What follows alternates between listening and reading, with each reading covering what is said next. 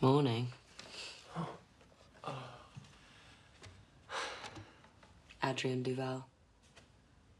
We worked together back in the day. I didn't realize you were, Quite so competitive. I probably ought to get going. Why? Who says? I don't know. You're right. I don't know why I said that. I mean, unless you have shit to do, then... I have nothing. But if you, have shit to do, then, I have nothing.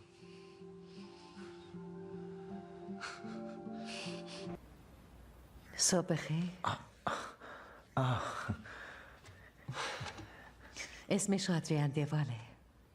یه زمانی با هم همکار بودیم.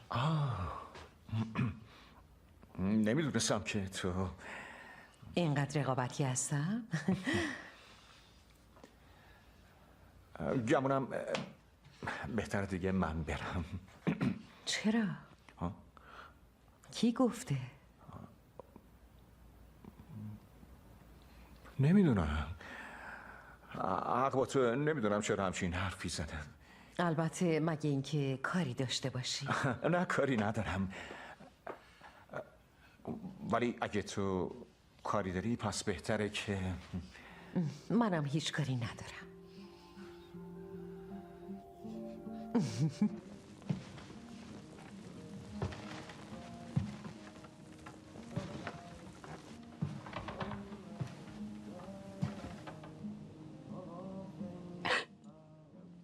Hi. How was work? Yeah? How's bedtime? Yeah. We read Julian is a Mermaid. What?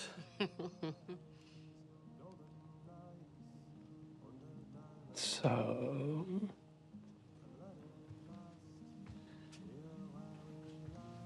the day of your diagnosis, you said something to me. You said that you would rather have 6 fucking fantastic months than 12. 12 really shitty passive ones. Yeah, passive ones. At that time, I was guilty of having no coherent or cohesive response. But what you said, it's really, really stayed with me.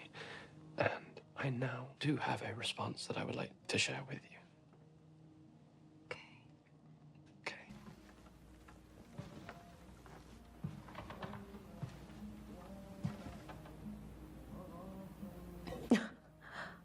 سلام. کار چطور بود؟ خوب بود. خوابوندن الا چی؟ خوب؟ آره منوش داستان پری دریایی رو خوندم. بارها.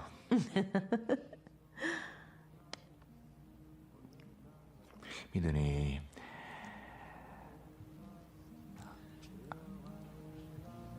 روز گرفتن خبر بیماریت تو یه چیزی بهم گفتی ترجیح میدی 6 ماه محشر داشته باشی تا 12 ماهه. تا 12 ماه مزخرف و ناجور. آره درسته ناجور. اون زمان متاسفانه هیچ جواب درستی به ذهنم نرسید که بگم، ولی اون حرفی که زدی همیشه تو ذهنم موند و حالا یه پاسخی دارم که میخوام بهت بگم. باشه.